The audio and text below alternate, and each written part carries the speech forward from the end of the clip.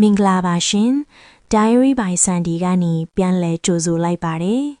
ဒီနေ့ Sandy ရဲ့လက်ထဲကိုရောက်လာတာကတော့မေလို့အမည်ရတဲ့အမျိုးသမီးတစ်ယောက်ရဲ့လှုပ်ဝက် Diary လေးမှာသူမရဲ့ဘဝထဲမှာဘသူကိုမှဖွင့်မပြောနိုင်ခဲ့တဲ့ຫນွေဦးညဒီညရဲ့ရင်ခုန်စရာအမတ်တရလေးတစ်ခုကို Sandy ကပြန်လည်မျှဝေပေးသွားမှာပါမေအိမ်ရှိဝရန်တာမှာထိုင်ရင်လာသာတာကိုငေးကြည့်နေမိတယ်။ຫນွေဦးညရဲ့လေပြေကခနွေးနွေးလေးတိုက်ခတ်နေပြီး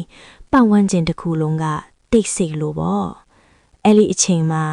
အိမ်ထဲကနေထွက်လာတဲ့သူ့ရဲ့ခြေတံကမိရဲ့နှောက်နားမှာရက်တန့်သွားတယ်။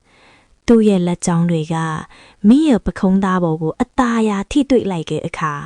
မိတကူလုံးရှင်းကနေဖြစ်သွားပြီးအသက်ရှူဖို့တောင်မေ့လျော့သွားခဲ့ရတယ်။သူကမိကိုနောက်ကနေတိုင်းဖတ်လိုက်ပြီးသူ့ရဲ့ရင်ခွင်ကျဲကြီးတွေမှာမိကိုနှိမ့်ဝင်သွားစေခဲ့တယ်။နှွေးထွေးတဲ့သူ့ရဲ့နှုတ်ဖန်တွေကမိရဲ့နားသေးစလေးကိုလာထိတဲ့အခါမိဘာကိုမှစင်ကျင်တုံရမရှိနိုင်တော့ပါဘူး။အမောင်ထုထဲမှာစီးဆင်းနေတဲ့အပူရှိန်တွေက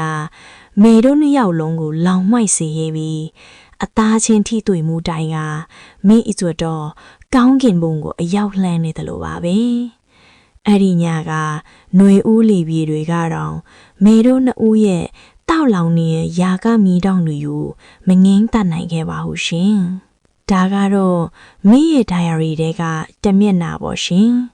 ကိုတို့ရောကိုယ့်ရဲ့ရင်ခုန်သားတွေကိုဘသူမှမသိအောင် diary ထဲမှာတင်ထားဘူးလားဟင်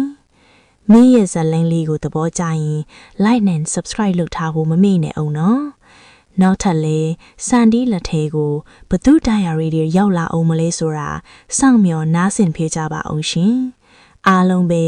ရင်ခုန်စရာညလေးဖြစ်ပါစေရှင်